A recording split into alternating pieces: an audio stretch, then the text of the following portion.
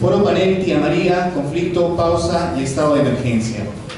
La filosofía, al igual que las ciencias sociales, circunscribe su ámbito de estudio al intrincado quehacer humano y, por ello, el variado conjunto de perspectivas sobre la sociedad, el hombre y su pensamiento. Y es que la filosofía no rehúye el problema del contrato social, acuerdo tácito que permite la representación y autoridad entre ciudadanos, siendo necesarias normas morales y, por sobre todo, normas legales para regir la convivencia armoniosa de la sociedad. El contrato social trata de explicar, entre otras cosas, el origen y propósito del Estado y los derechos humanos, pero esta teoría política no descansa en derechos o contratos absolutos ni inmutables, sino más bien se funda en la crítica racional de los principios que regulan dicho contrato. Así acontece hoy por hoy, y lo descrito anteriormente nos sirve para describir e interpretar el conflicto social que produce en gran parte de la población, incluso mundial, solidaridad y conciencia por el medio ambiente y la paz social. Pero, además, se halla presente el cuestionamiento al sistema político que soporta a estos problemas sociales. Nos referimos a los acontecimientos en torno al conflicto por Tía María, conflicto social que para alguna parte de la opinión pública acabó con la declaratoria de estado de emergencia por parte del Ejecutivo y, en cambio, para muchos otros el problema aún no termina, pues se piensa que el escenario de una paz social se conseguirá con la cancelación definitiva del proyecto Tía María. Pero deberá de hacerse un recuento de aspectos que no deben pasar inadvertidos para comprender la situación actual. El caso Tía María tiene una primera etapa que se remonta al periodo 2009-2011. ¿Qué sucedió aquel entonces? Pues la población, advirtiendo la presencia del proyecto minero, expresó su rechazo. Así, el 28 de octubre de 2009 se realizó una consulta popular en los distritos de Cocachacra, Punta de Bombón y de Valdivia, en la que más del 90% de votantes se pronunciaron en contra de la minería. Se suma a esta etapa el informe de la Oficina de las Naciones Unidas de Servicios para Proyectos, NOPS, que revisaba el estudio de impacto ambiental presentado por Sauer, siendo contundente. La UNOPS presentó 138 observaciones centrales que daban cuenta que el EIA omitía información sobre componentes básicos y contenía datos erróneos.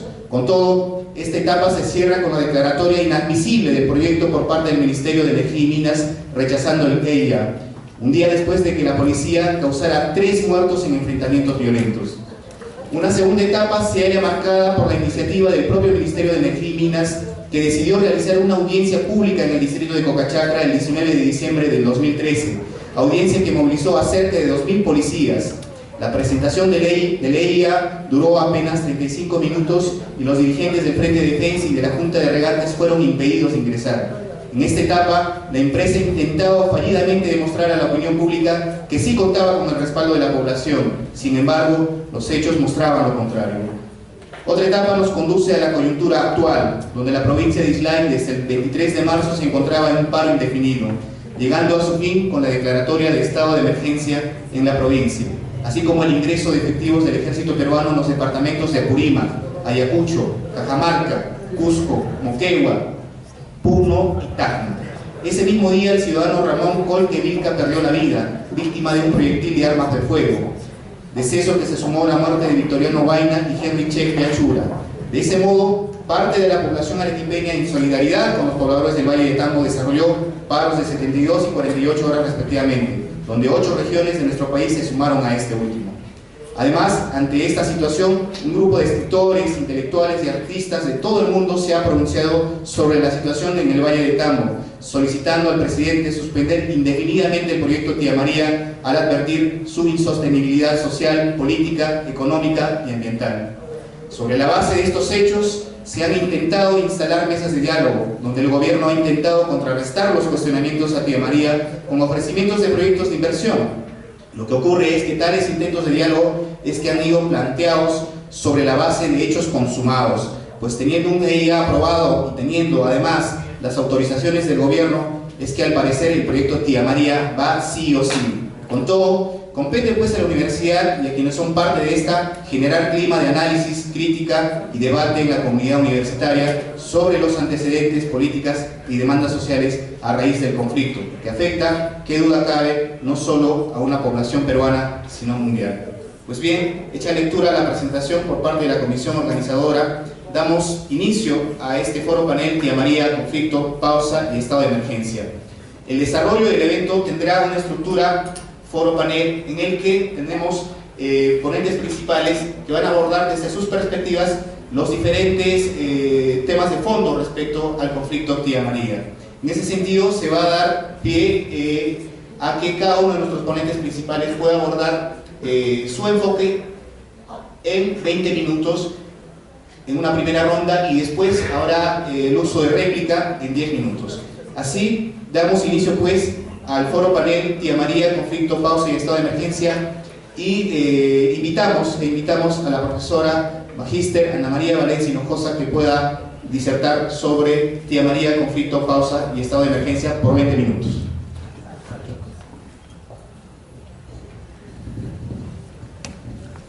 Buenos días a todos. Gracias al Centro de Estudiantes de Filosofía y al Círculo de Estudios Kermes y por supuesto a la Dirección de Escuela por esta oportunidad que nos dan para tratar un tema de vital importancia para todos. Yo voy a abordar algunas reflexiones filosóficas en torno a la minería. Como es claro, no manejo aspectos técnicos acerca de la explotación minera, sin embargo considero que la filosofía puede y debe contribuir a este debate.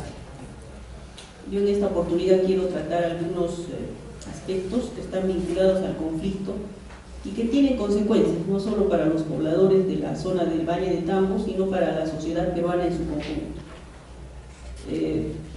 Creo que es preciso abordar los hechos con un adecuado desapasionamiento, pero con objetividad. Por un lado, tenemos el juicio de hecho. La minería y las técnicas empleadas interfieren en la naturaleza. A ese juicio se ha pretendido desbaratarlo, aduciendo que se utilizarán técnicas que no dañarán las aguas del río ni la tierra para cultivos. Sin embargo, este argumento es insuficiente para establecer el valor del mismo y su actividad allí o en cualquier otro lugar. La reflexión imparcial que sugieren los datos fríos que nos proporciona la empresa minera acerca de cuánto cobre se extraerá, cuánto de dinero significa la inversión, la ganancia y el número de empleos que se proporcionarán, también son argumentos insuficientes.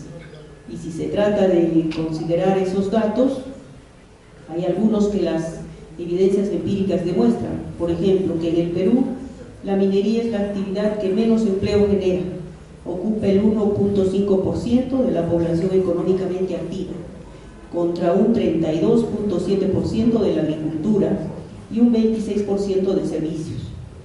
Generalmente los trabajos peor remunerados y en peores condiciones se destinan a los lugareños. Los puestos más altos y mejor pagos se reservan a extranjeros, y eso sucede en todo lugar. Vayamos a la formulación de algunas preguntas como: ¿importa la destrucción de economías regionales? ¿Afectará esta explotación minera la forma de vida de los pobladores más cercanos? ¿Distorsiona el paisaje? ¿Y cómo afecta esto a los mismos?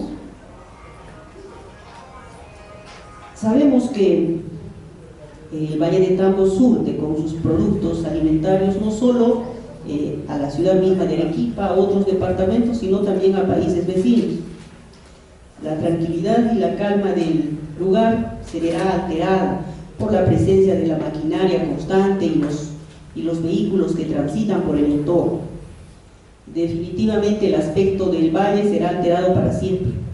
El paisaje no volverá a ser el mismo, puesto que las chacras desaparecerán. Y esto representa en la relación estética de los pobladores, necesaria y vital, un derecho no menos importante para el ser humano. Con insistencia hemos escuchado a representantes del gobierno y numerosos medios de comunicación hacer uso de una retórica al considerar el tema de Tía María, y me voy a referir a los calificativos que se han venido utilizando para referirse a ellos, a los que se oponen a la mina. Estos calificativos tienen connotaciones descalificadoras. Así se les ha llamado antimineros, vándalos, turba que crea el caos, terroristas, violentistas, a todos aquellos que se han manifestado a favor del Valle y el agua. Un sector de la prensa, al informar y analizar las noticias respecto al caso de Tía María, está empleando estas connotaciones evaluativas de carácter negativo. Los argumentos serios no existen. Con ellos se ha tratado de socavar la credibilidad del movimiento. La mera descripción de que es bueno la mina porque dará paso a las inversiones y trabajo, desarrollo al país, es débil y no se sostiene.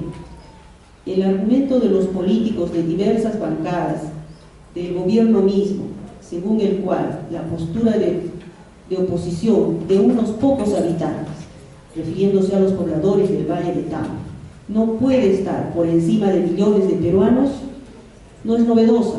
En muchos países vecinos de Latinoamérica es el argumento que suelen utilizar los gobernantes. Se justifican las acciones que han tomado, se justifican esas acciones que han tomado por el hecho de que es una población pequeña. ¿Quiere decir esto que una comunidad local debe ser sacrificada aceptando el impacto social, ambiental en pro del país entero? ¿Acaso no debe tenerse en cuenta sus proyectos de vida, identificación con la zona, su historia de vida? Esos mismos medios de comunicación, sobre todo de la capital, distorsionan las informaciones maliciosamente, obedeciendo a intereses de poder económico, dando a entender que efectivamente el movimiento fue desacreditado al generalizar un caso particular de intento de extorsión para sofocar los reclamos. Sin embargo, en la zona se mantienen los objetivos incólumes, al separar con claridad el caso particular del objetivo preponderante. Se está promoviendo y fomentando en la población la mentalidad adquisitiva como móvil esencial del comportamiento económico, instalado ya en la psicología y la concepción del mundo de las personas. No se satisfacen las verdaderas necesidades del hombre, como la vida humana, sino las del mercado. Se legitima permanentemente el extractivismo como sinónimo de desarrollo, palabra mágica esta, entendido el desarrollo como crecimiento económico y generador de riquezas, que contribuirá a un mayor consumo interno, y a todo esto se le califica como calidad de vida, es decir, que la meta es el mero crecimiento económico, y se olvida la educación, la salud. El lema es: más es mejor, por lo tanto nunca es suficiente. Ese modelo de vida, de búsqueda de satisfacciones materiales, se enseñorea frente al que debiera buscarse siguiendo el de la propia naturaleza, equilibrio y producción suficiente para mantener dicho equilibrio y no la competición interminable. La pérdida de confianza y el desconocimiento al derecho de consulta.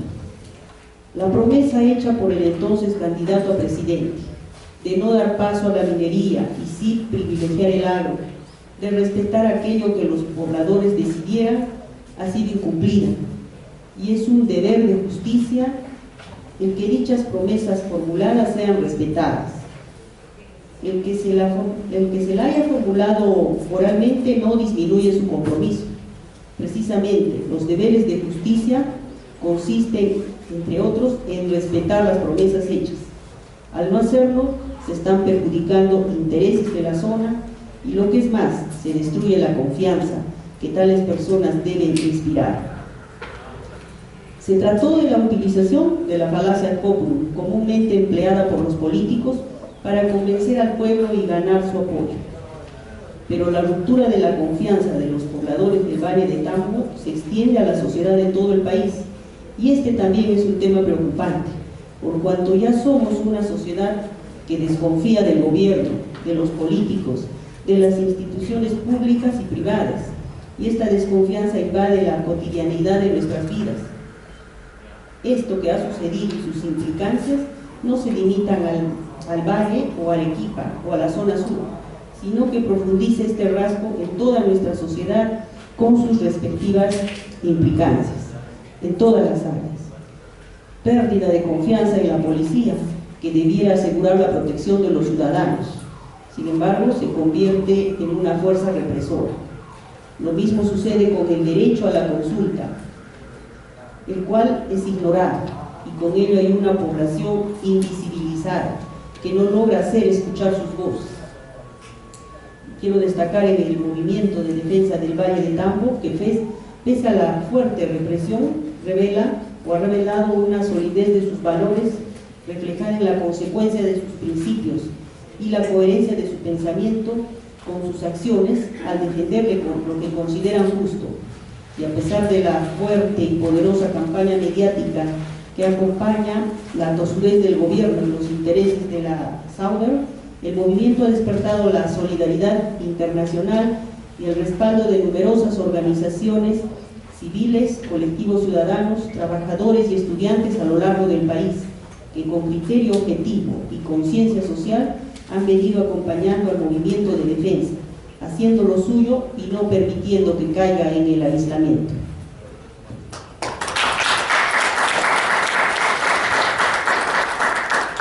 Bien, agradecer la intervención de la magistra Ana María Valencia Hinojosa, dándonos algunos enfoques filosóficos respecto a la minería. Pues bien, tenemos también la presencia de un egresado, un grado de bachiller, Alonso Castillo Flores, quien también hablará sobre Tía María, conflicto, pausa y estado de emergencia. Recibámoslo pues con fuertes aplausos.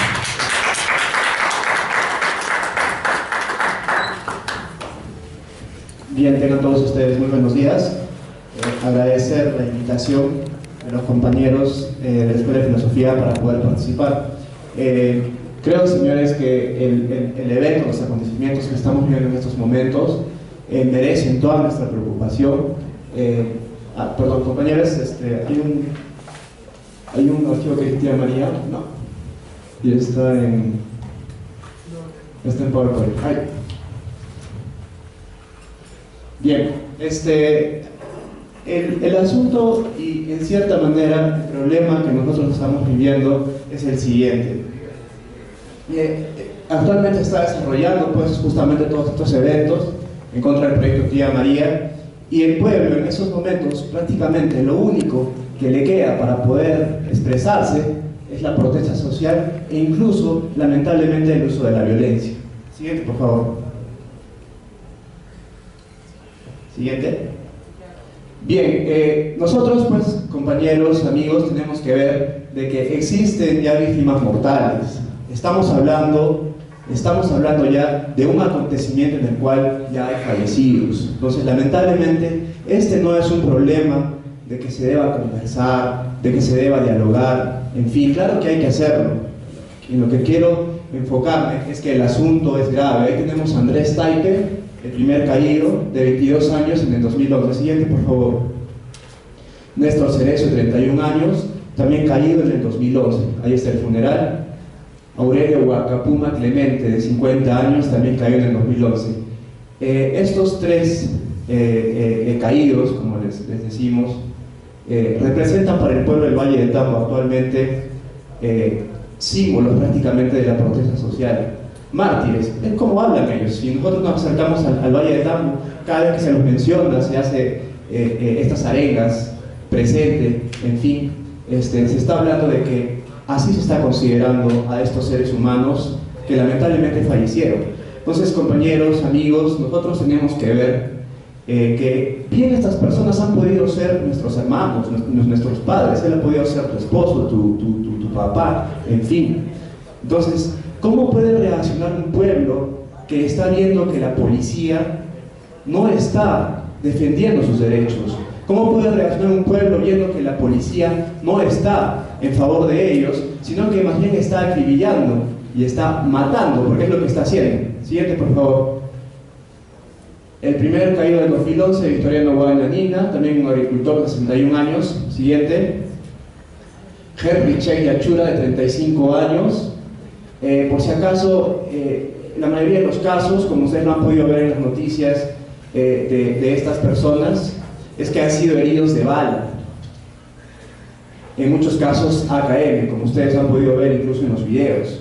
Entonces, aquí nosotros sabemos de que a la policía no le está permitido hacer esto, pero el gobierno permite que esto se haga. Y ustedes han visto al ministro declarando, ¿no? Que primero fue una piedra que se fracturó, o luego que fue un perdigón. Y ahora todos nosotros sabemos, debido a las autopsias que se ha hecho Henry Cheria y a los demás, que por lo general son heridos de bala. Siguiente, por favor. Ramón Colquevilca, de 55 años, es el último de ellos. Señores, 6 vidas.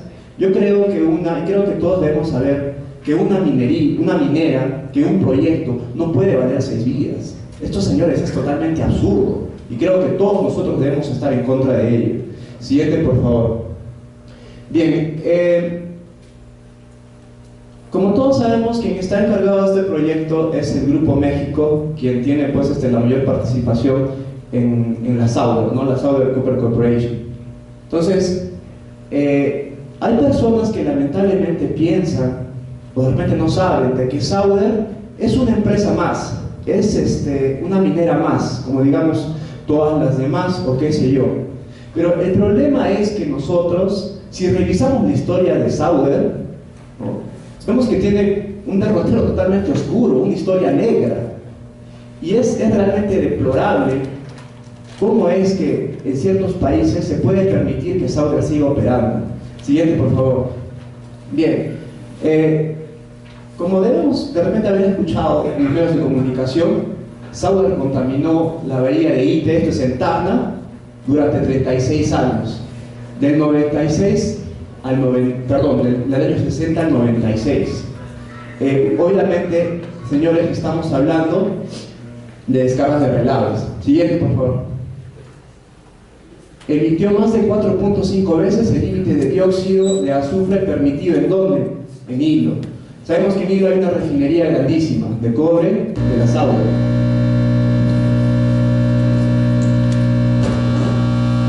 Sí. Bien, gracias. Ahí tenemos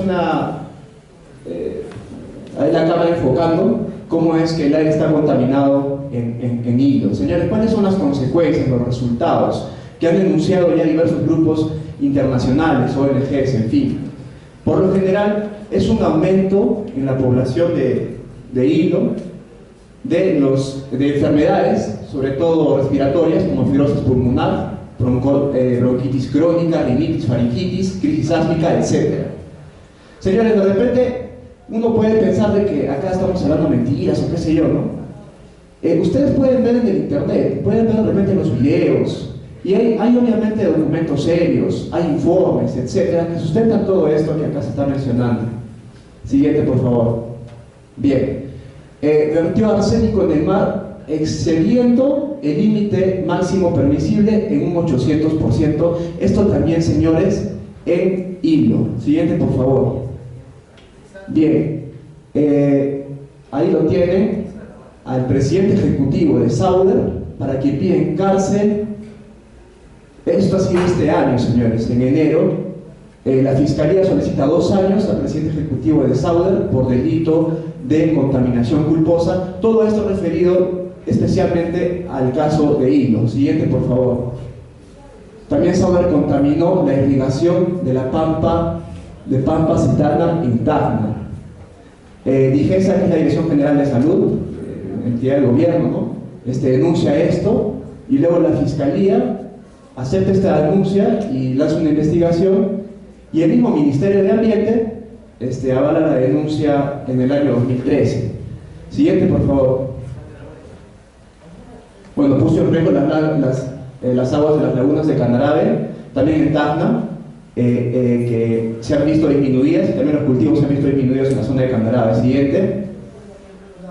Secó el río Cinto, destruyendo el valle, o sea, el valle Cinto, y contaminó el río Locumba. Esto es hace más de 50 años, naturalmente. Y las personas que reportan haber conocido lo que era el valle del Cinto, señalan pues de que las mejores uvas de Tacna venían del valle del Cinto, igual que los camarones. Nosotros tenemos ahí el río Cinto totalmente seco. Yo creo, con toda honestidad, de que es un insulto realmente de que se nos diga de que Sauder no va a contaminar el valle de Tambo, cuando vemos que ya tiene experiencia destruyendo valles, no solamente reduciendo los caudales del río, ¿no?, y los cultivos, sino destruyendo valles enteros, como es el caso del Cinto. Siguiente, por favor. Compañero, siguiente, por favor. Gracias. Bien, Sauder es una de las empresas más multadas por la OEFA. ¿Qué es la OEFA? El Organismo de Evaluación y Fiscalización Ambiental, obviamente adscrita al Ministerio de Ambiente del Perú.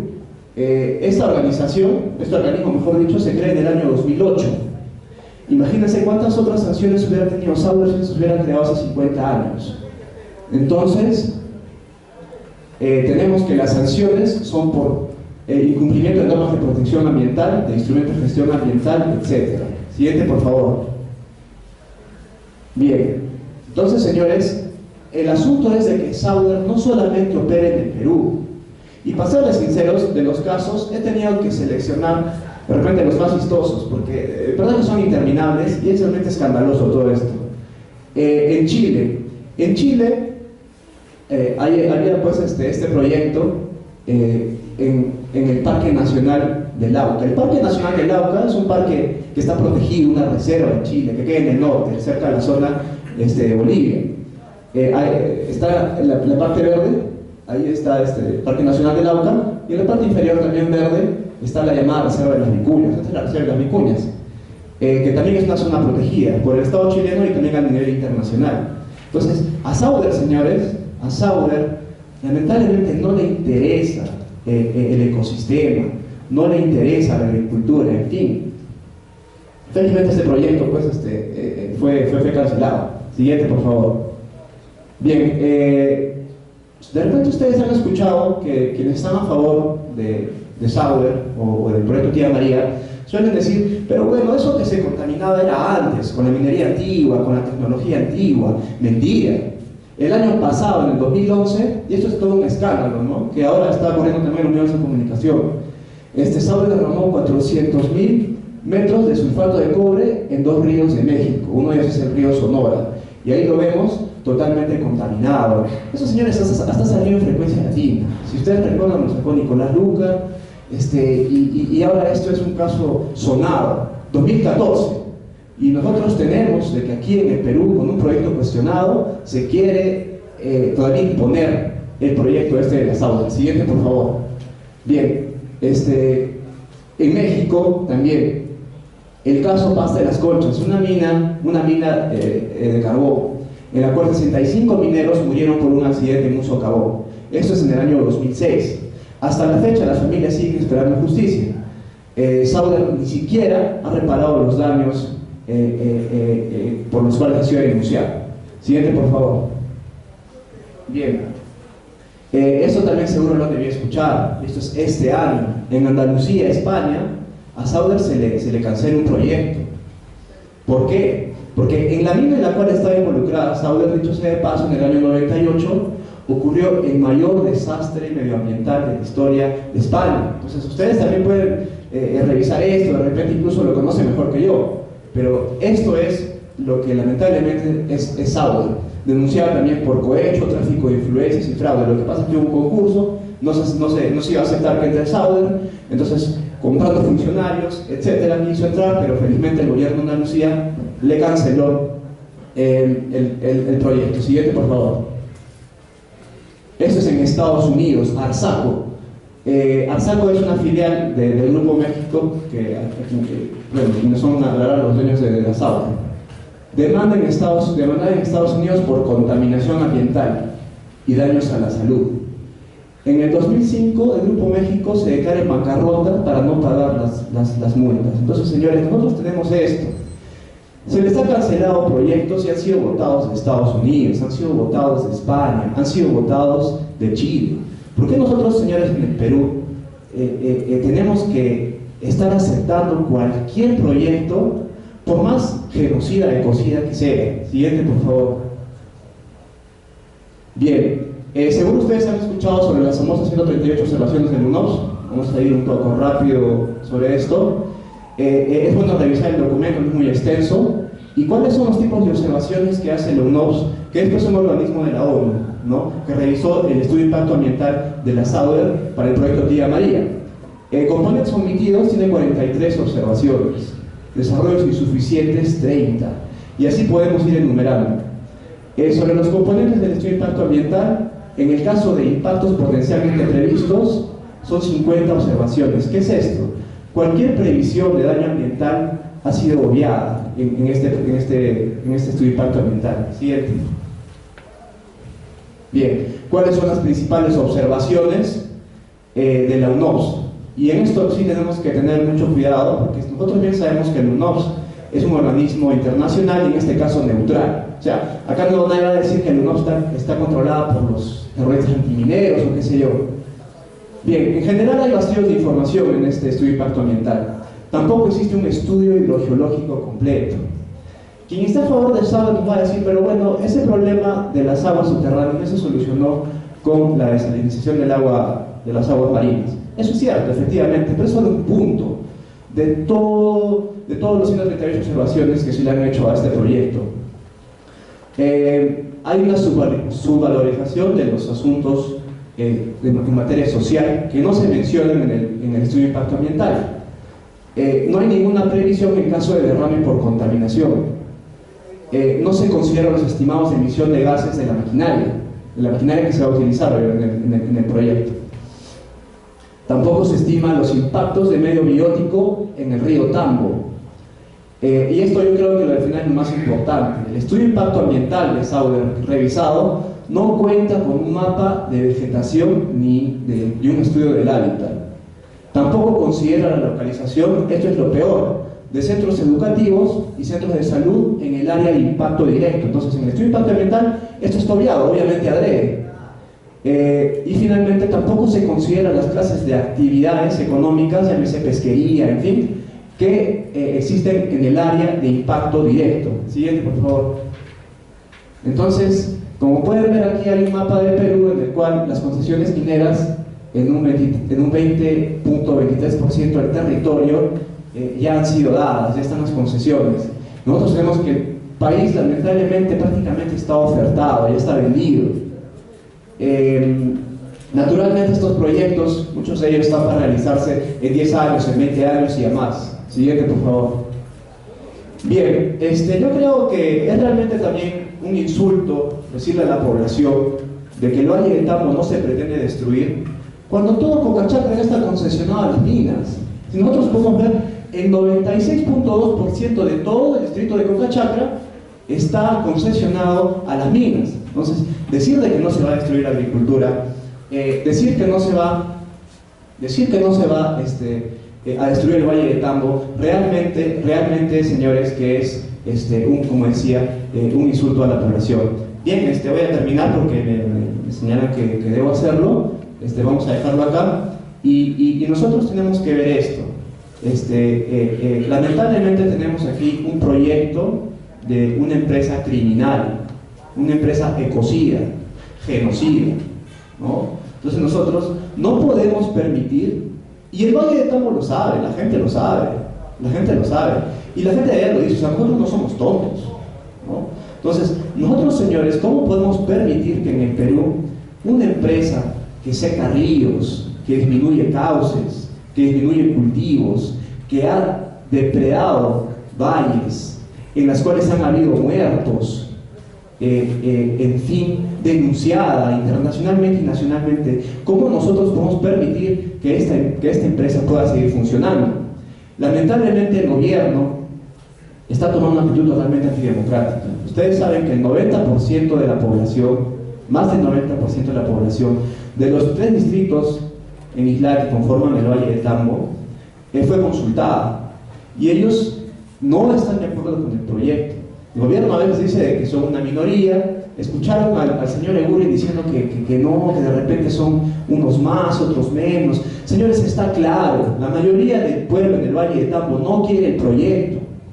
Y este es un gobierno antidemocrático, porque lamentablemente esto no se puede hacer. La misma sociedad de industria y minas señala que todo proyecto de este tipo no solamente debe tener viabilidad técnica, en fin, sino también viabilidad social.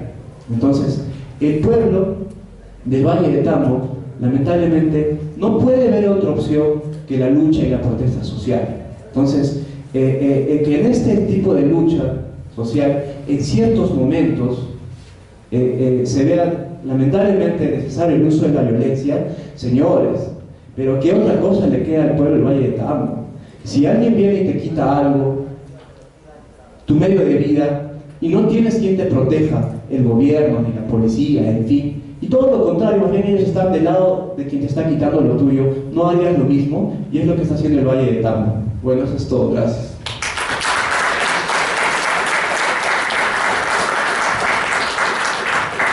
Agradecemos la valiosísima aportación de bachiller Alonso Castillo Flores, haciéndonos ver el derrotero que tiene la empresa, no solamente en nuestro país, sino en países del mundo, donde precisamente ha tenido una actitud poco correcta, por decirlo de algún modo. Y es así que algunas parte de la opinión pública sostiene que, en efecto, es democrático y legítima la protesta popular. Y eso, y quizás otras cosas más, van a ser abordadas también por el doctor José Luis Ramos Salinas, director y profesor principal de la Escuela Profesional de Sociología, a quien recibimos con un fuerte aplauso.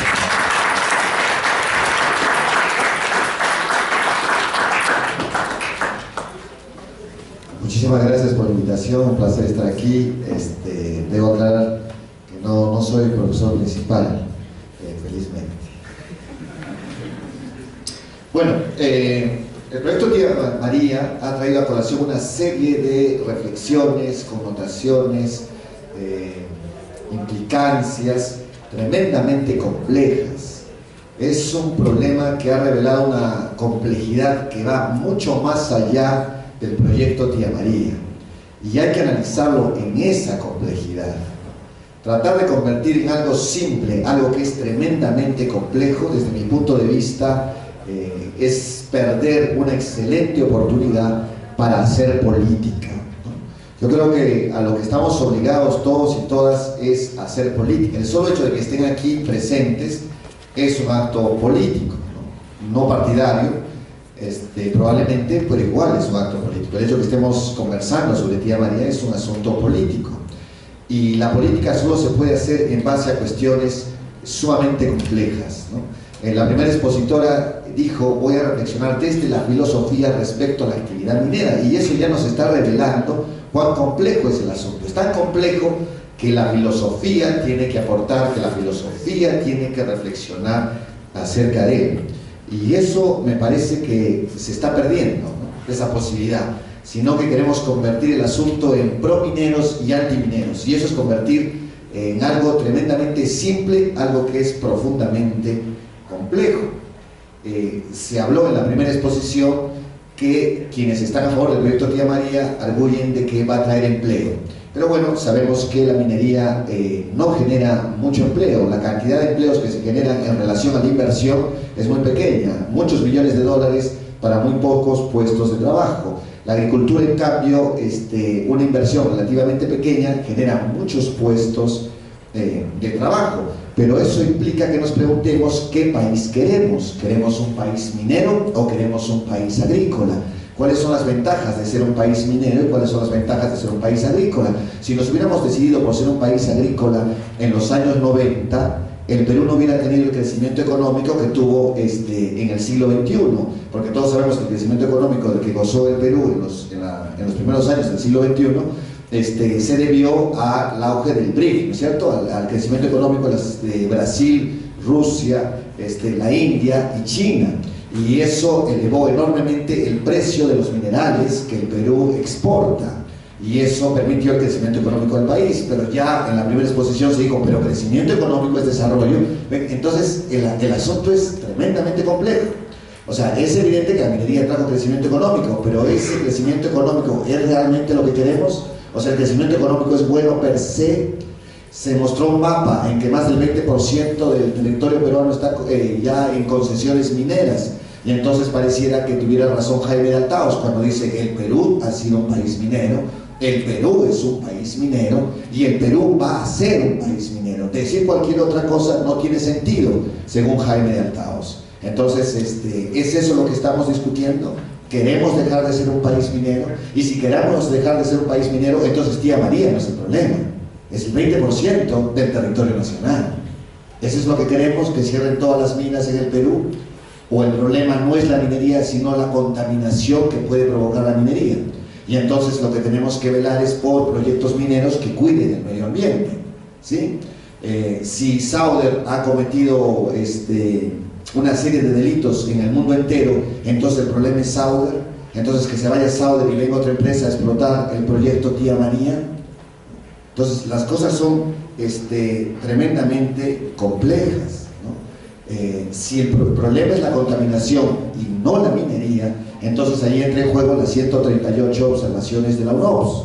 Pero si ustedes se han fijado, entran a cualquier página de internet y aparece publicidad de Sauder, ¿no? Sauder ha colocado publicidad en las páginas más visitadas por los peruanos.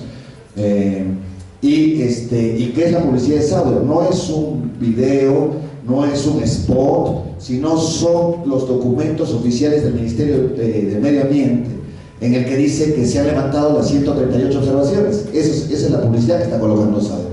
Observación por observación, y dice ahí Ministerio de Ambiente, levantada, corregida, aprobada, ¿no? Entonces querría decir que la supuesta contaminación que originaría Sauder ya no la va a originar según el Ministerio del Ambiente, porque considera que ha levantado las 138 observaciones. Por supuesto la población duda de Sauder por el historial que tiene, y duda obviamente del Estado y de sus representantes que se comportan como lobistas de Sauder, ¿no? No parece que representaran a todos los peruanos, sino que parece que representaran los intereses de una transnacional, ¿no? Y cuando el gobierno se comporta de esa manera, entonces lógicamente la población duda de que lo que dice el Ministerio del Ambiente sea realmente así. Pero si ese es el problema, entonces la solución sería relativamente sencilla. Habría que pedir que la UNOPS vuelva a revisar el estudio de impacto ambiental y ver si efectivamente se levantaron las 138 observaciones. Y si la UNOPS dijera que sí se ha levantado, entonces sí dejaríamos que haya el proyecto Tía María. Es complejo, porque si nuestro lema es agricultura sí, minería no, no nos importa si las han levantado o no las han levantado, porque no queremos minería, pero realmente no queremos minería. Somos conscientes de lo que le ocurriría al país si es que se cancelaran todos los proyectos mineros, ¿no? Entonces, lo que estamos discutiendo es qué país queremos.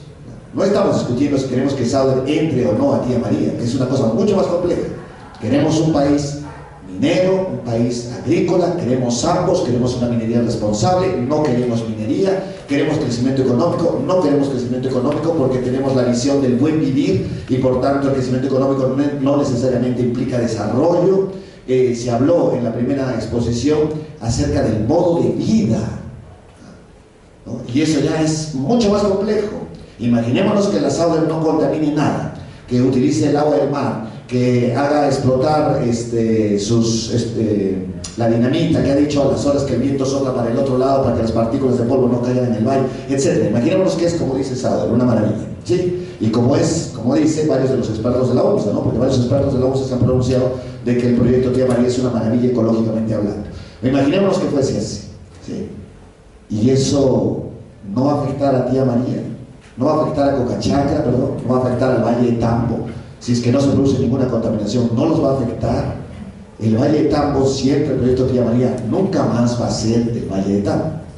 Cocachacra nunca más va a ser Cocachacra.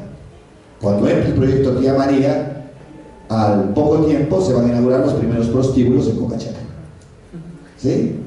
Al poco tiempo van a aparecer casinos en Cocachacra.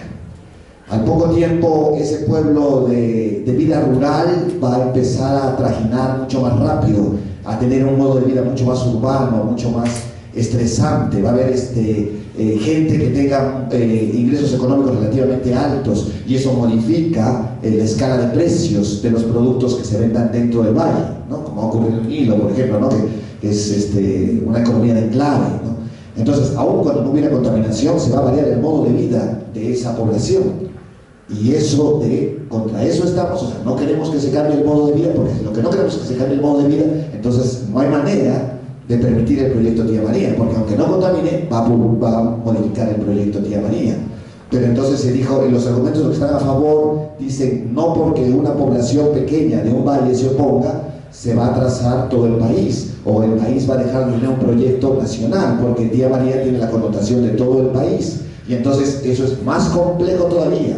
Es decir, hay distintos tipos de personas en el país, las opiniones de unas personas valen menos que las opiniones de otras, es como dice García, que los amazónicos son ciudadanos de segunda clase, ¿no? Que los pobladores del Valle de Tambo son de segunda clase, no, son de primera clase, pero son menos. La democracia consiste en eso, en lo que piensa la mayoría, o la democracia es el respeto a las minorías. ¿Se entiende lo que quiero decir? Lo que quiero decir es que no se trata de tía María sí o tía María no. Se trata de asuntos muchísimo más complejos y que tenemos que resolverlos. Tenemos que resolverlos. Se apagó mi plagio.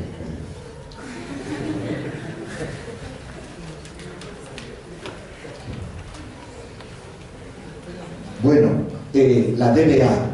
Quienes están a favor del proyecto Tía María tienen unos argumentos muy poco fundamentados, muy endebles, como se explicó en la primera exposición, ¿no? Y por eso les han llamado la DBA, ¿no? La derecha bruta y achorada. Pero Soto León Velarde, un brillante profesor que tuvo esta universidad, le escuché en una conferencia hablar sobre el cretinismo y la marca de clase. ¿Sí? Como ustedes saben, el maoísmo sostiene de que todo tiene marca de clase, ¿no? Cualquier cosa representa los intereses de una clase determinada. Bueno, Soto León Velarde estaba tratando de demostrar que no era así, al menos para el cretinismo. El cretinismo no tiene marca de clase. Por tanto, para ser bruto no hay que ser de derecha, sino que los de izquierda también tenemos derecho a ser brutos, ¿sí? O sea, lo que decía Soto León Velarde es que hay cretinos en la derecha y hay cretinos en la izquierda, ¿sí? Entonces, si la derecha tiene unos argumentos tan endebles, quienes están en la izquierda no podemos darnos el lujo de tener esos argumentos, ¿sí? Cuando dicen son vándalos, terroristas, manipulados por dirigentes lentejeros, etc., no podemos decir agro sí, mina no, agro sí, mina no. No, porque estamos exactamente en el mismo nivel de discusión, ¿no? Tenemos que elevar la discusión muchísimo más, ¿no? Tenemos que decir las cosas que estábamos diciendo hace un instante. Lo que está en juego es la democracia. ¿Qué es la democracia en el Perú? ¿No? ¿Es una democracia delegativa o es una democracia representativa? ¿Cómo Juan Carlos Segura se da el lujo de decir las cosas que dice? Es el representante de Arequipa.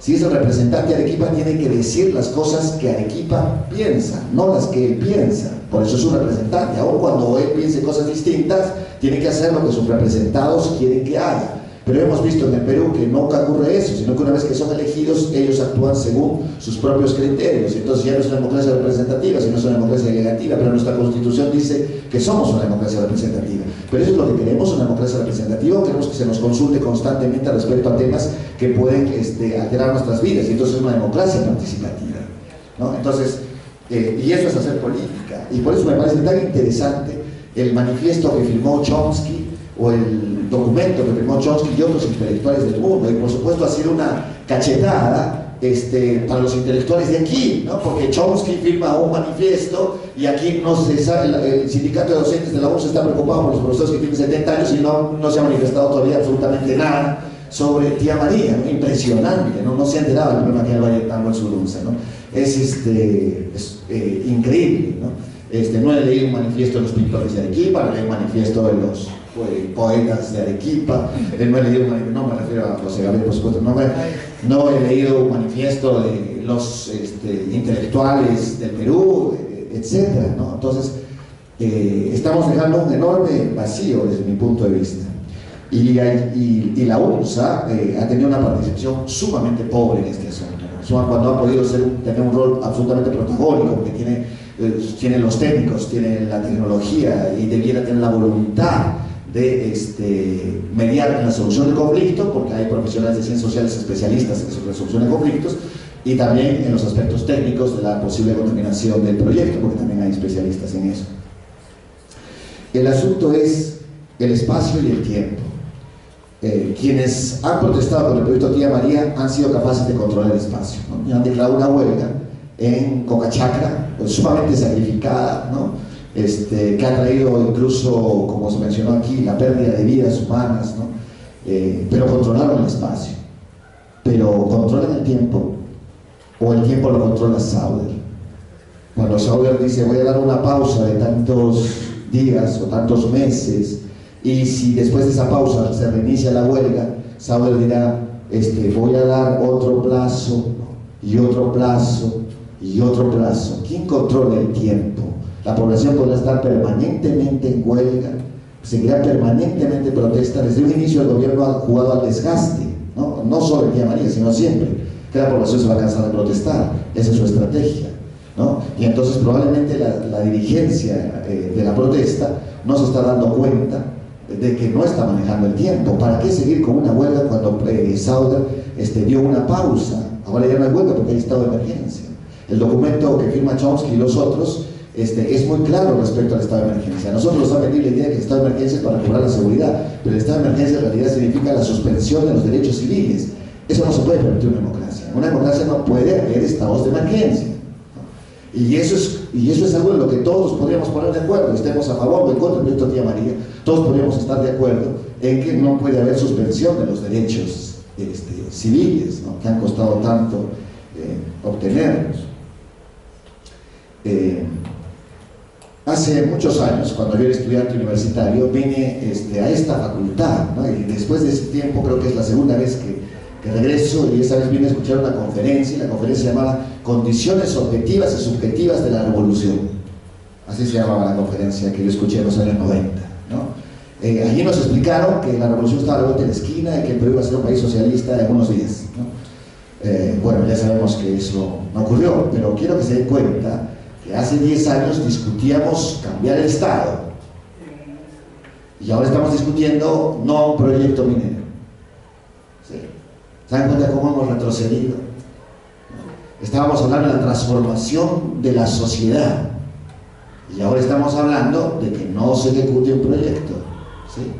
Bueno, en esa conferencia de condiciones objetivas y subjetivas de la revolución basada en la teoría de Lenin, se hablaba de la violencia, y se decía que la violencia era revolucionaria. ¿Sí?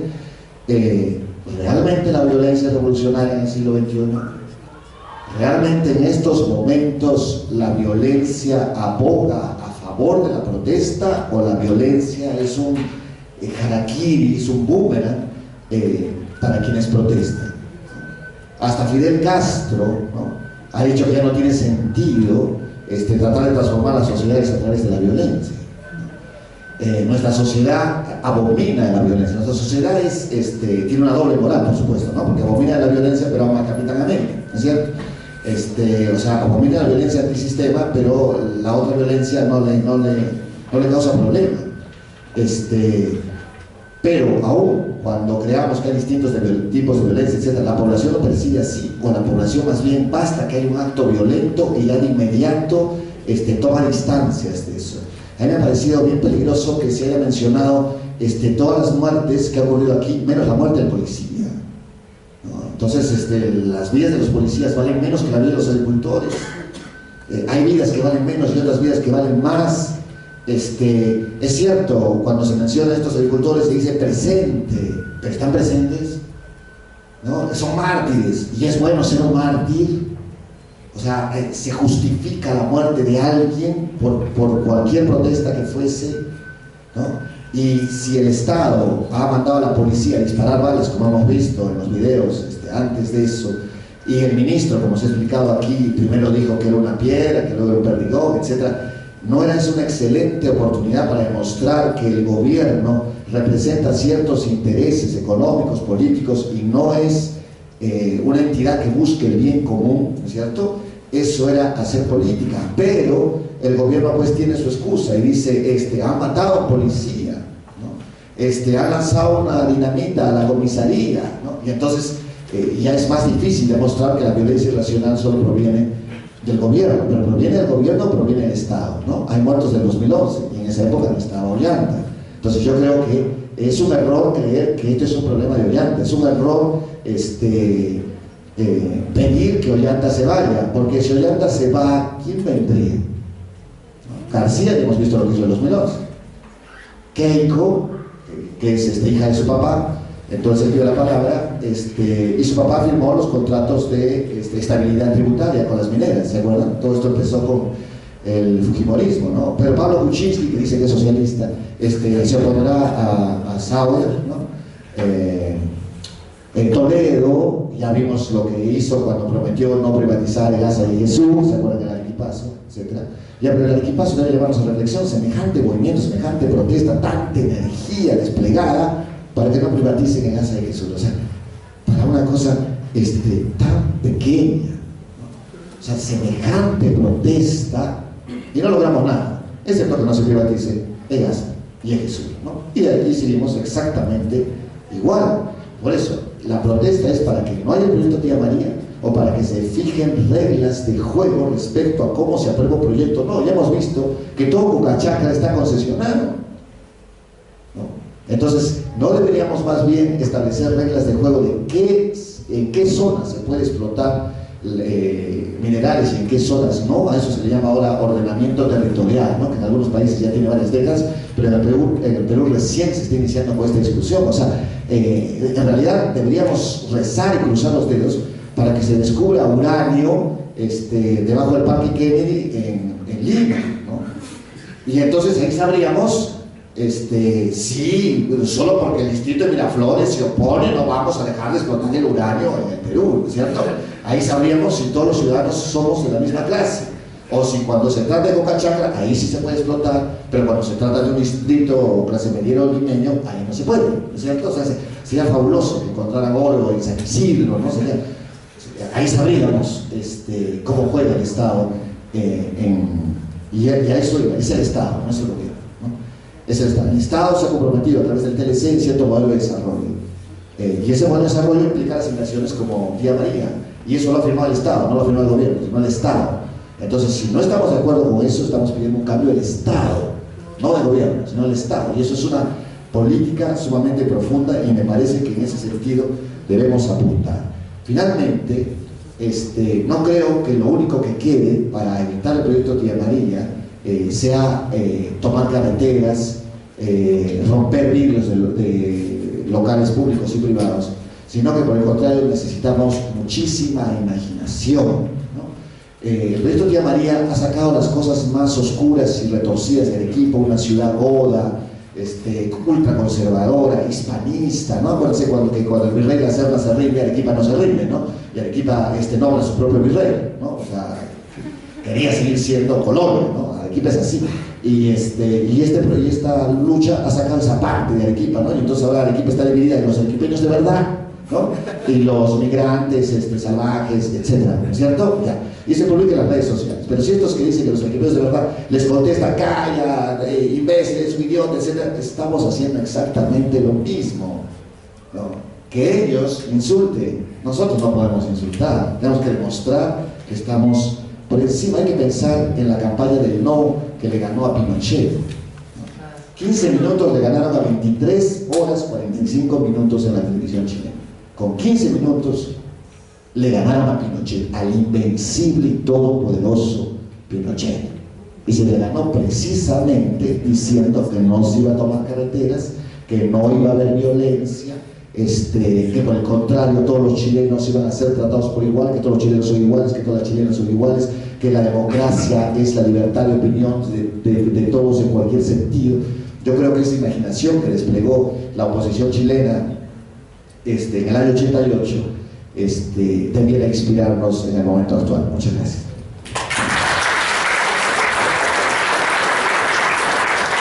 Agradecemos la participación del doctor José Luis Ramos Salinas, quien en su disertación esclarece que el problema de Tía María ya no es un problema netamente coyuntural, sino estructural, y que pone en disyuntiva a una sociedad que preferiría la actividad minera o la agricultura de un lado. Pero también nos pone en la interrogante si acaso la violencia es justificable en el siglo XXI. Y de eso va a tratar la siguiente participación a cargo del licenciado Jaime Araujo Frías, quien hablará precisamente sobre la violencia en las protestas sociales.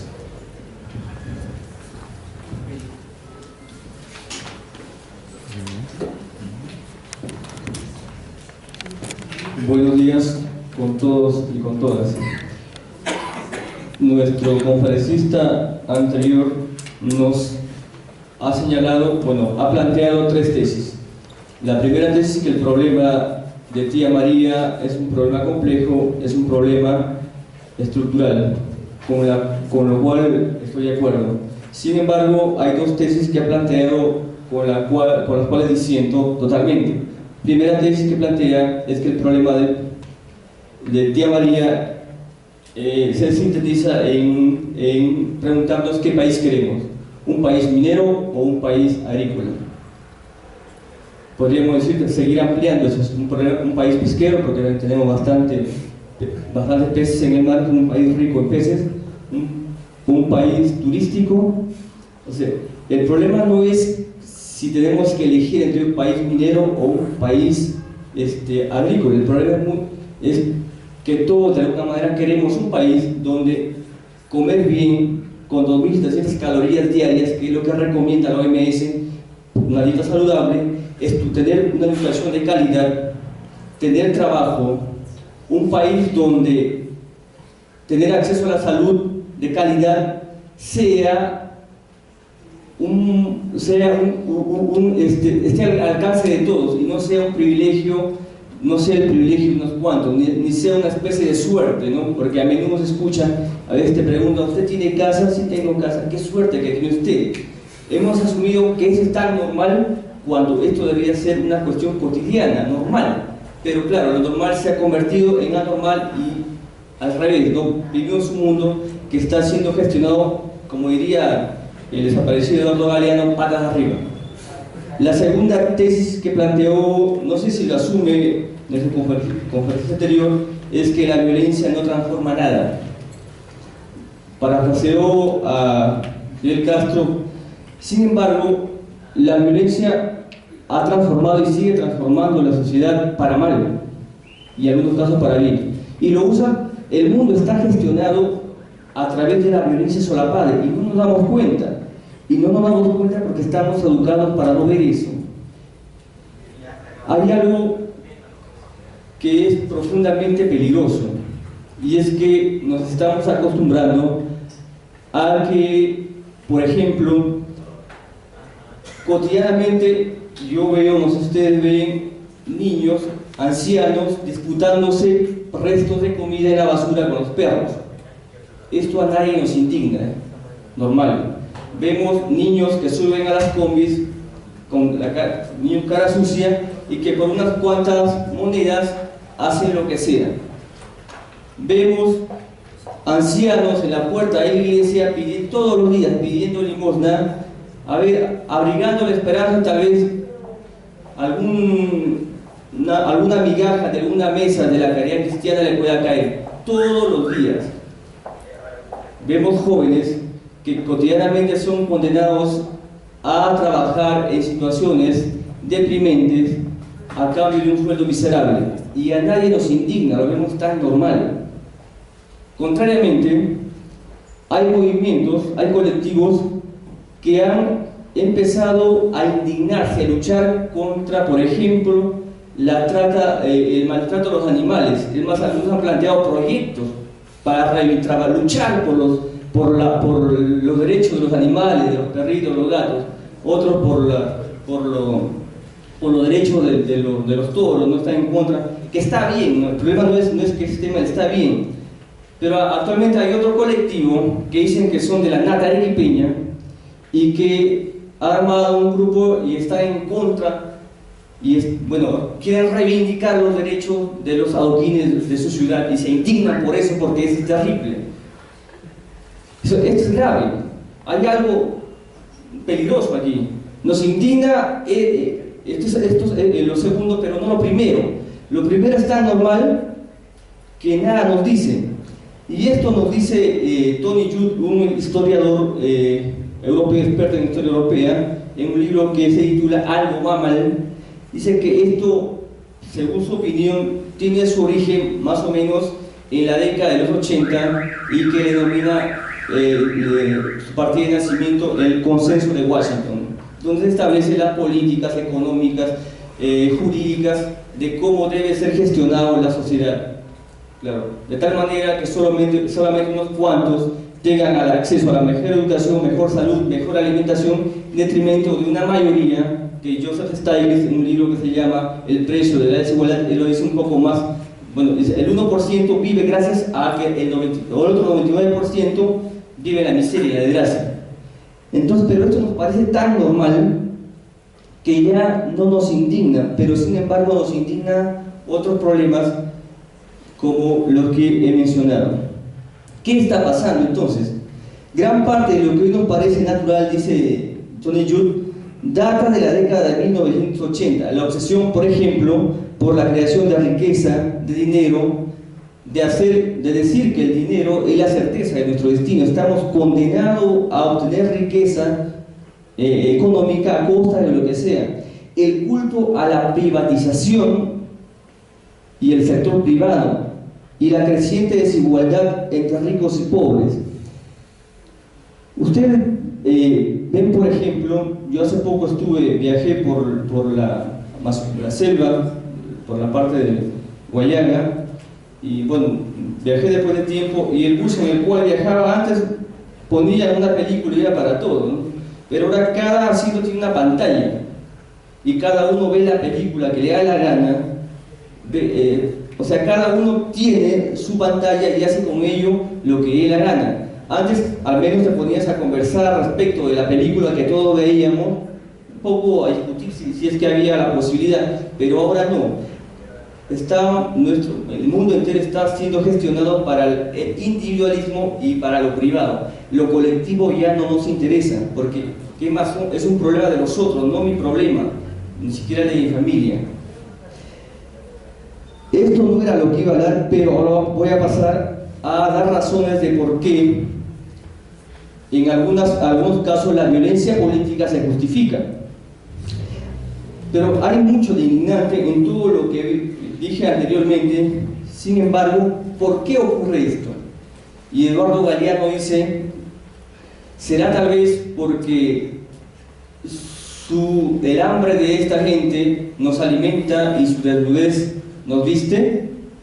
¿Será por esto que hemos aceptado implícitamente, solapadamente y no nos damos cuenta? Lo dejo ahí para pensarlo y paso al tema principal que tenía a bien hoy abordar. El título es La violencia política se justifica. Previamente voy a conceptualizar las expresiones violencia, política y justificación. La violencia, de alguna manera todos entendemos que la violencia es el ejercicio de la fuerza por un sujeto individual o colectivo contra otro individual o colectivo con el objetivo de imponerle su voluntad nuestra voluntad al causar determinados agravios. La violencia puede ser directa y también puede ser indirecta. Más o menos, de alguna manera todos aceptamos este concepto de violencia, de alguna manera este concepto agota el concepto, ¿no? Pero sin embargo, para efectos del tema didácticos, vamos a asumir este concepto. Segunda expresión, la política. También vamos a conceptualizar de manera general que la política es la búsqueda del bien común en común, que tiene una connotación aristotélica, pero más o menos entendemos. Política es la búsqueda del bien común en común. Todos de alguna manera buscamos el bien común y en una democracia lo buscamos en común, todo. Y justificar. ¿Qué es justificar? Justificar hace referencia a racionalizar algo, una acción. Y racionalizar es las razones. La racionalidad, decía Mosterin, es lo mejor que tenemos, los seres humanos, para enfrentar y resolver problemas, porque nos aparta tanto del conformismo como de la utopía, de ambas fronteras, ¿no? Porque nos invita a buscar la mejor solución posible a cada uno de nuestros problemas, tanto individuales como colectivos, con realismo, con lucidez, con creatividad y decisión.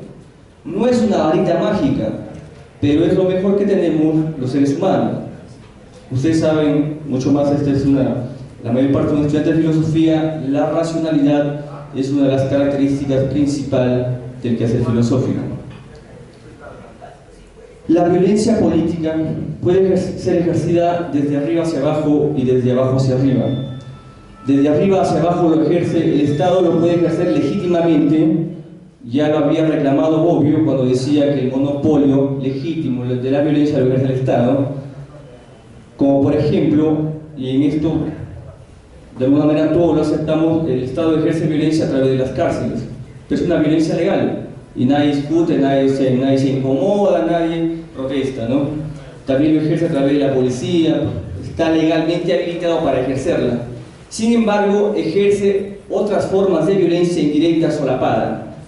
Por ejemplo, al consagrar políticas económicas que generan desigualdad, que generan pobreza, que generan humillación. Al consagrar políticas laborales donde los individuos tienen que trabajar cada vez más a costa de menos, a costa de recibir un sueldo miserable. Pero esta es una forma de violencia, pero solapada. Pero claro, eso no lo vemos o muchos no queremos ver, pero es una forma de violencia. Pero en un Estado democrático, el poder que tiene el Estado y que se ejerce a través de sus instituciones no es por ningún mandato divino, ni le cae del cielo de ninguna autoridad supraterrenal. Le viene dado por nosotros, por el pueblo, porque nosotros le otorgamos nuestra voluntad a través del voto y con ella le entregamos nuestros intereses para que trabaje en favor de nuestros intereses. Y así como hacemos el uso democrático de la votación, cada 5 años elegimos nuestros representantes para que trabajen por nuestros intereses públicos, colectivos, no privados, ni mucho menos de corporaciones. También tenemos el deber de intervenir cuando este encargo que le hemos hecho a través del voto para que trabaje por nosotros, por lo público y lo colectivo, cuando esté mal tenemos el deber de intervenir. ¿Y cómo intervenimos? Hay muchas formas de intervenir, pero claro está, no todos tenemos las condiciones para hacerlo. Tal vez los que tienen plata lo harán a través de la televisión, de la radio, los que puedan escribir y tengan, no sé, una columna en un diario grande de la palestra, pero la gran mayoría lo harán desde la tribuna popular, desde el ágora, de donde se gestaron las grandes ideas jurídicas y políticas, o sea, desde la calle y las plazas.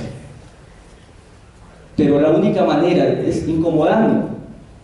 Puede que unos quieran decir, pero hagamos, como se ha repetido, y aquí es la expresión que se ha usado en todo este tiempo para deslegitimar la protesta, es que los que protestan son violentos, son vándalos y en el peor de los casos son terroristas, y que protesten pero sin violencia. ¿Es posible protestar sin violencia? Y si es posible, ¿es efectiva? Luego creo que los compañeros hemos salido, yo también salí con los compañeros y salimos muchos grupos bailando, haciendo coreografías, y claro, los medios de comunicación en general y los representantes políticos nos han felicitado, ¿no? Es más, creo que les han convocado para el curso del 15 de agosto, porque claro, eso no incomoda a nadie. Y si no incomoda a nadie, claro, es más, hasta te van a dar tal vez un diploma, tal vez bien acá en la Facultad de Filosofía. Pero la protesta históricamente se ha caracterizado por incomodar al gobierno, y porque incomoda es que genera una respuesta. La cuestión es cuánto se justifica la violencia política. Brevemente, no se acepta la violencia política en sí por sí misma, de ninguna manera.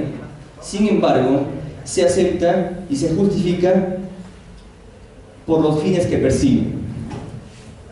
Pero no por cualquier fin, sino por fines que son colectivos, que son públicos y que son fines que podría ser aceptado por cualquier persona en estado de normalidad.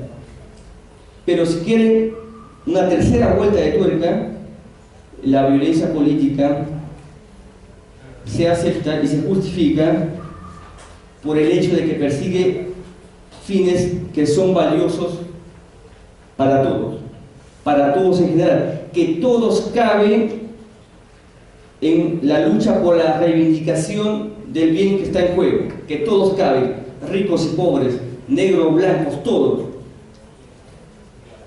Y hay antecedentes históricos de esto. El problema es muy lindo, muy bonito, además que aplauden si dicen yo estoy en contra de la violencia. Voy a poner un par de ejemplos. Yo también estoy en contra de la violencia, pero no de cualquier violencia. Voy a poner un par de ejemplos. Imagínense un ejemplo, que Pepito, el bandolero, no tiene dinero para estudiar y su vecino tiene plata, entonces organiza todo un asalto al señor como el objeto de sacar dinero y luego para los estudios, y ejerce violencia. Va a hacerlo, ejerce necesariamente. Este tipo de actos está delegitimado. Yo estoy en contra. Cualquiera va a estar en contra de esto. Sin embargo, pongamos otro ejemplo, al contrario. Imagínense que uno de ustedes, Pancracio, que está acá, no sé quién sea, va a su casa y encuentra que a su madre le están asaltando el mal, le van a matar a su madre. Sin embargo, él tiene en su cuarto un cuchillo o una pistola. ¿Y qué hace? Yo lo asumo. Y cualquier persona, tal vez hay algunos que no, lo que va a hacer es evitar que su madre muera y va a hacer uso de lo que llamamos legítima defensa. Va a usar la violencia, lo va a matar al que quiere matar a su madre. Si ese hijo no hace eso, hasta va a ser sancionado moralmente por la sociedad. ¿Cómo es posible que permita matar a su madre, deje que la maten a su madre, teniendo él la posibilidad de evitarlo? Hablo de este tipo. Ahora, analógicamente, lleven esto a lo colectivo, a la reivindicación de los derechos sociales, políticos. Es en estos casos que yo considero que la violencia excepcionalmente se justifica. Y voy a terminar con un misil que se llama González Prada, donde él señala, dice: basta ya de compensaciones celestes y de esperanzas ilusorias en una justicia sobrehumana. Basta de narcóticos y derivativos que deslindan con la acción, relajan la energía y convierten al hombre en la eterna víctima del hombre. Nadie se halla en la obligación de sufrir para que otros gocen, de ayunar para que otros coman, de no morir para que otros vivan. Por el contrario, los desheredados tienen derecho de usar todos los medios para abstraerse a sus desgracias y condición. ¿Por qué desmayar de hambre a las puertas del festín si violentando la entrada se consigue manjar y sitio para todos? Los despojos sociales nacieron de la violencia, se fundan en la violencia más o menos solapada, y combatirlas violentamente es ejercer derecho de contestar a la fuerza con la fuerza. Continúa: donde irradia un foco de luz, donde se derrumba una preocupación o un error, donde surge algo que sublime el pensamiento y ensancha el corazón, estemos seguros, dice Prada, que ahí corrieron sudor y sangre de algún irrespetuoso y de algún rebelde, es decir, de alguna persona que se opone al estado actual de las cosas, al orden actual de las cosas. Y en ese sentido, quien se opone a esto necesariamente va a tener que ser considerado un subversivo. Muchas gracias.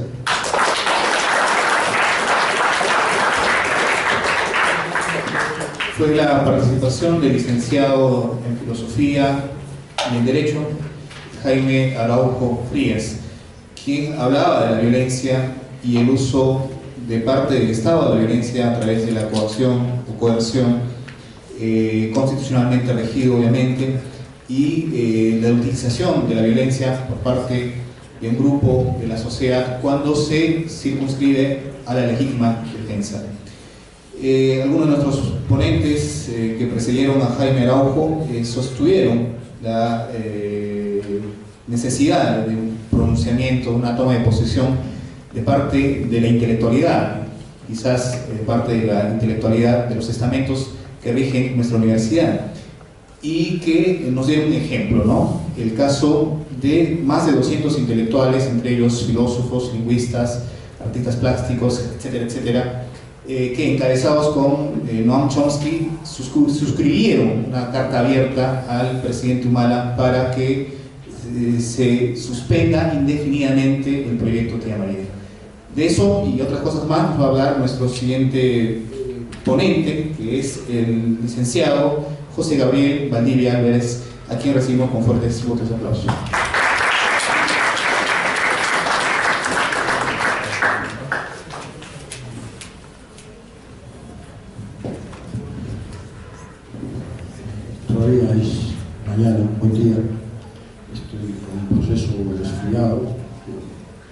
gracias por invitarme a este foro panel y gracias también por permitirme expresar algunas ideas desde un frente, que es el frente de los intelectuales, o el frente de los poetas, que a veces no tienen frente, ¿no? Quiero empezar simplemente estas palabras, darles una atmósfera no fúnebre, pero sí recordar a los caídos en estas, bueno, a veces absurdos enfrentamientos. Creo que estas víctimas, de algún modo, no nos alivian, pero sí nos preocupan si es que van a seguir en aumento. Y en segundo lugar, quiero simplemente, como introducción y también como un reto que estoy tratando de escribir, establecer cuál es el imaginario minero en nuestra literatura. Solo para muestra, 4 autores: El Tuxteno de Vallejo, Todas las sangres de José María Arguedas, Redoble Porrancas de Manuel Escorza, y de un poeta fallecido recientemente, Efraín Miranda Luján. Sin duda de que nuestro imaginario se moviliza a través de la literatura y las lecturas, y creo que sin ser una obra o una novela de mucho carácter técnico o estético, el Tuxteno creo que ya inicia un camino de revisión o del compromiso del literato, o responder a la pregunta ¿para qué sirve la literatura? ¿No? Sirve para escribir, sobre todo, por las preocupaciones de los seres humanos. En segundo lugar, Arguedas nos da otra dimensión del problema en Todas las sangres, en el famoso conflicto de los hermanos Aragón entre Bruno y Fermín. Y es el momento en que, por ejemplo, se obliga al campesino, milenariamente trabajando en campo, a ir a la mina. Lo que decía por ahí Ramos, el modelo ya está en discusión en Todas las sangres, entre los conflictos entre los hermanos, entre Bruno y Fermín, ¿no? Y la metáfora de Todas las sangres es pues un país para todas las sangres, un proyecto país para todas las sangres. Esa sería mi respuesta, ¿no? Pero ¿cómo pensar ese proyecto país para todas las sangres? Ahí está un poco el quid del asunto. Respecto a Escorza, creo que mucha falta nos hace ahora. Un accidente se derivó, y creo que Redoble Porrancas ilustra saber a través de esa metáfora del cerco cómo, ¿no?, se gesta el conflicto entre el agua, ¿no?, y los que vamos a usar el agua. ¿Sí? Agua para mi niñito, agua para mi vaquita, agua para mi cobrecito. En ese sentido, llegó hasta Efraín Miranda Luján. ¿Por qué? Porque de él aprendí una cosa muy sabia. Me enseñó a través de un verso cómo se había, ¿no?, tergiversado un poco esta idiosincrasia o cultura nacional. Hoy nos dicen país agrario, país minero, un conflicto, esa dualización, ¿no? Y son ya ahora complicadas las dualizaciones. El pensamiento ya no es dual, ¿no? Ahora el pensamiento es plural, ¿no? Pero Efraín Miranda le agregaba a lo de minero, país minero metalúrgico.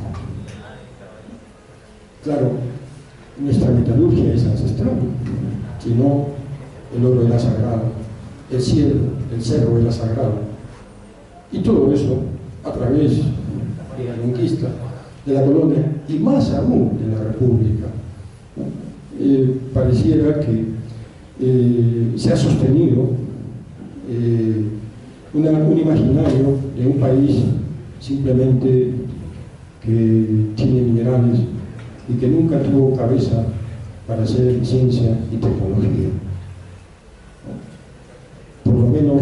yo creo de que esa ciencia metalurgista estuvo, lamentablemente, por los modelos de desarrollo, no inventados por nosotros, impuestos, porque uno, si inventa un modelo, al final, bueno, es consecuente con la mención de ese modelo. Creo que este preámbulo literario implica un compromiso.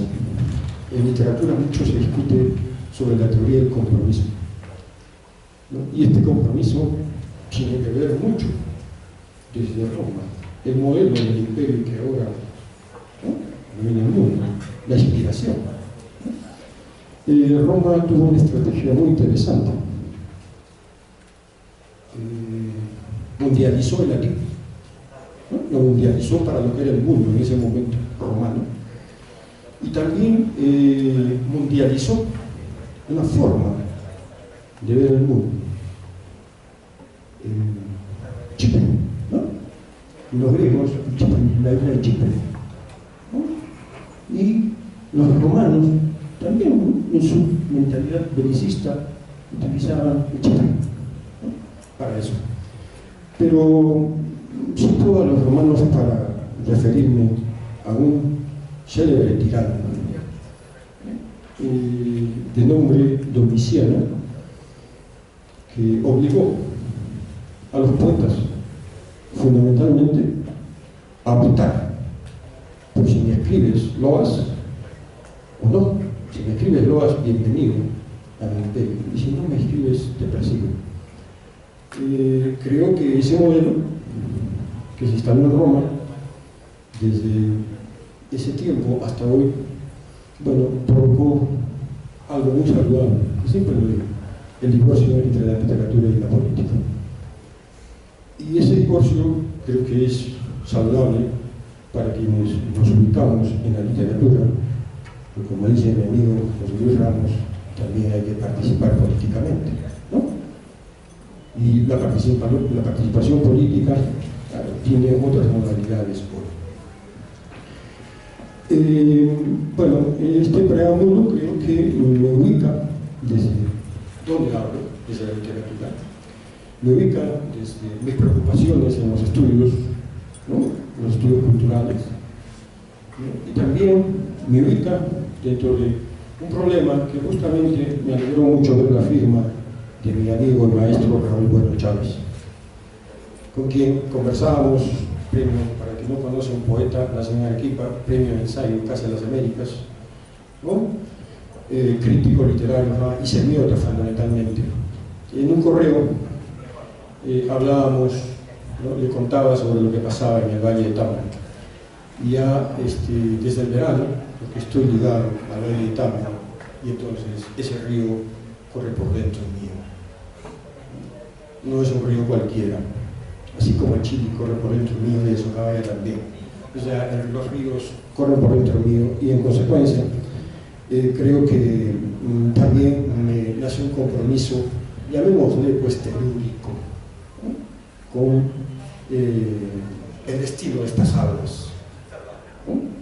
Sí, pues el destino de estas aguas no es el mar, ¿no? El destino de estas aguas también está en la vida, el destino de estas aguas está en muchas cosas, ¿no? Pero hay que celebrar un buen destino de esas aguas, ¿no?, que siempre no sean beneficiosas, porque yo vengo de una formación posmarxista, ¿no?, vengo de una formación donde vi privatizarse todo en mi país, ¿no?, donde Saramago me enseñó a decir: en cualquier momento te pueden vender el cielo, y vino la telefónica y se compró el cielo, ¿no? Entonces creo que de algún modo respondo también a un espíritu generacional y a esta teoría del compromiso, ¿no? Y creo que cuando esta carta menciona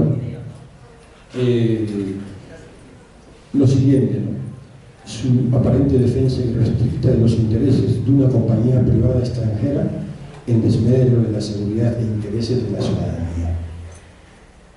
Bueno, nos hemos formado, creo, en nuestra cultura democrática a respetar al Estado, le damos esa gracia ciudadana. Esa es la gracia ciudadana, políticamente, es una gracia ciudadana que le damos al Estado. Pero ¿qué pasa cuando el Estado defiende a un grupo y no a quienes le dieron esa gracia? Es para indignarse. Entonces ya no tengo Estado. ¿Qué será de mí, ciudadano? ¿Dónde voy como ciudadano?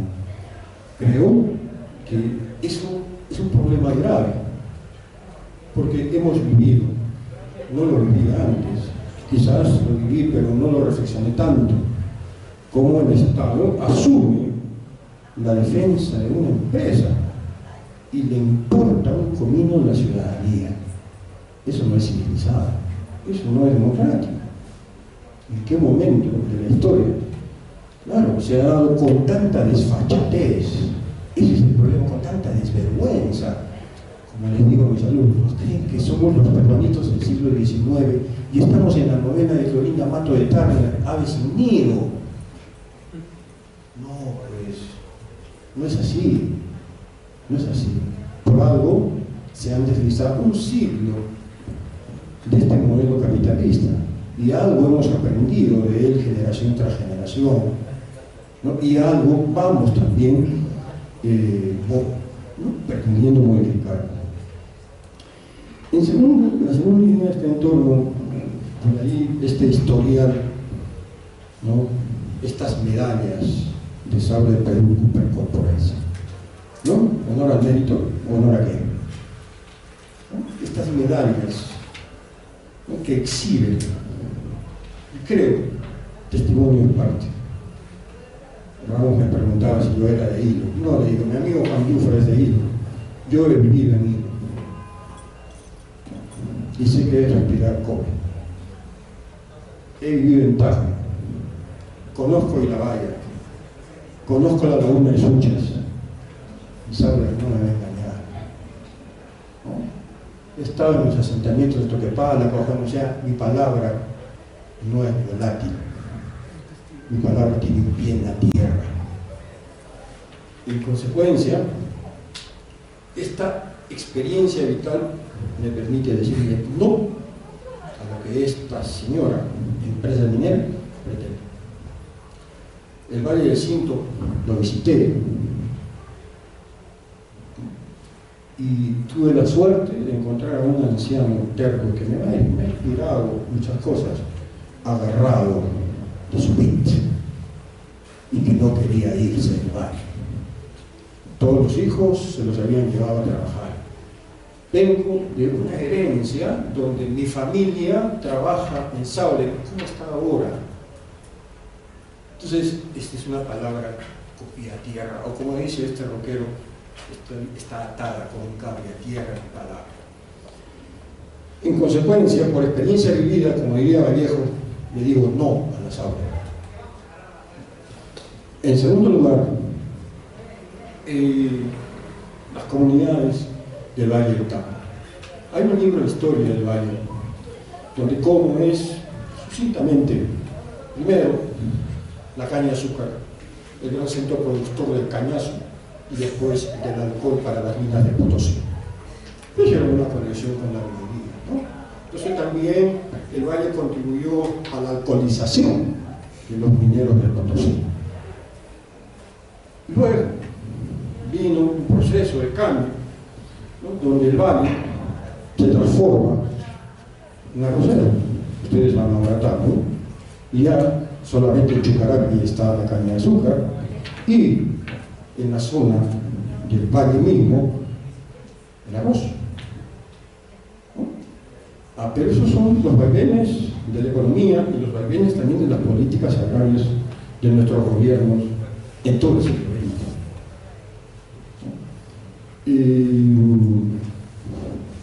Algo más. Conocí a un señor que 40 años, más de 40 años, le hizo un juicio al asado de Perú Cooper Corporation por sus tierras que tenía y los humos que los vientos traían al valle. El juicio le dio la razón, de los pocos, no estoy haciendo ficción, se murió. Entonces, con todo este historial medio prontuario, bueno, yo sigo diciendo no a esa, porque no me garantiza, no sé, de repente pues habrán hecho su acto de contrición, se habrán arrepentido, se habrán golpeado el pecho como una coraza de cobre, se lo habrán golpeado y algo, bueno, lo hicimos mal, estamos arrepentidos. ¿Hemos escuchado ese arrepentimiento? No lo he escuchado, ¿no? Porque algo de cristiano me queda, ¿no? Entonces, porque tengo una formación cristiana, ¿no? Entonces, si te arrepientes de algo malo que has hecho, bueno, puedo creer, depende de nuestra fe cristiana. En conclusión, puedo seguir citando hechos, ¿no? Como los despidos, cuando entran los mexicanos, cómo se establecen todas las políticas al interior de los trabajadores, le quitan muchos apoyos que tenían. Bueno, pues había llegado el neoliberalismo, ¿no? Y esa es la cara del neoliberalismo que nos ha tocado vivir. En cuanto al tercer punto, ¿no?, que está en relación, ¿no?, con el uso del agua, el problema de los ríos, Cinto es un símbolo, sino que no está en la literatura para el sur del país. Yo he tratado de investigar si hay poemas en torno a eso, si hay novelas. Está cero la literatura. Claro, es cierto, Toquepala afectó muy poco, no había, ¿no?, valles cercanos, pero sí, el problema en la laguna de Suches sí era cero, con Ilabaya, por ejemplo. No, pero como dicen por ahí, ¿no? Eso pues, Ilabaya no es San Isidro, no es Miraflores, esto es ironía, José Luis Ramos. No es bueno. Pero creo que esas diferenciaciones no podemos aceptarlas en esta coyuntura de inicio del siglo XXI. Ahora, yo entendí que el agua primero es para el ser humano, ¿no? Y pues, privilegiado, ¿no? Si hay un poquito de agua y me tengo que pelear con un perro, ¿qué hago? ¿No? Pues si no, el perro ya está, ¿no? Pues se entiende que hay para un consumo humano. Hay también, digamos, en segundo lugar, para un consumo de las actividades del hombre, para su sustento, que es la agricultura. Un tercer consumo para la industria, ¿no? Y bueno, si yo diría, por eso hablaba de lo minero metalúrgico, ¿no? Creo que nuestra sabiduría, y lo recalco, y el desafío a mi universidad siempre ha sido esos ingenieros metalúrgicos, ¿dónde están saber, ¿no? Claro, cuando se privatizó la refinería, se regaló la refinería de hilo, ¿no? Yo estaba ahí con la gente, ¿no? Ernesto Herrera, Julio Palacios, ¿no?, que de algún modo, gente que tenía una formación de izquierda y que se le opuso a la SAUDE y le fue sacando poco a poco. Quiero, antes de concluir, leer un poema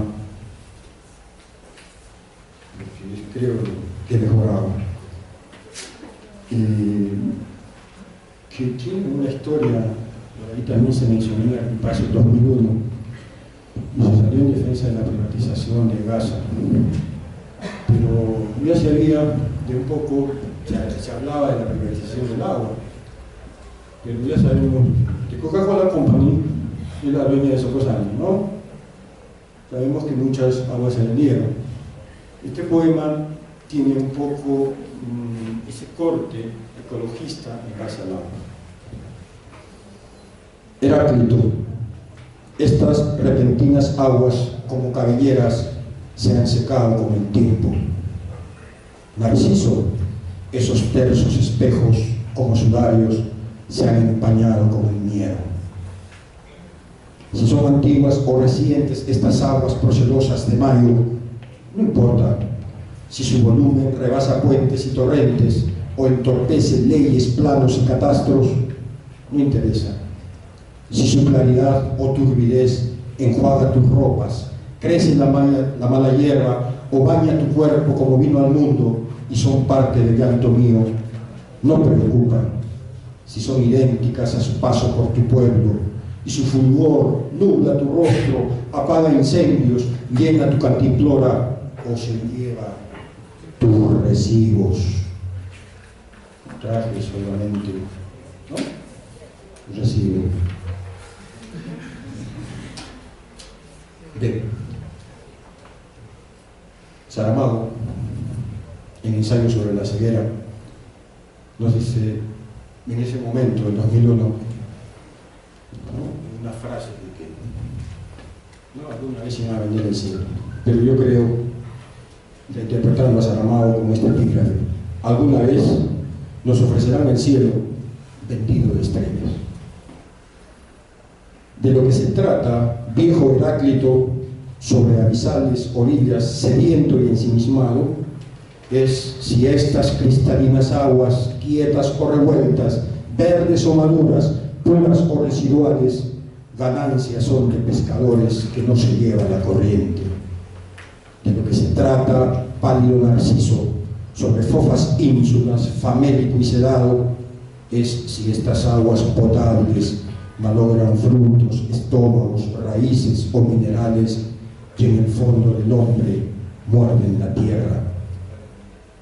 De lo que se trata, ilustre ciudadano, sobrevolados rascacielos internéticos y estresados, es si estas venerables aguas que suben o bajan gracias a la lluvia o la sed de mares y montañas se han de acabar, perder o privatizar. Aguas minerales. Gracias.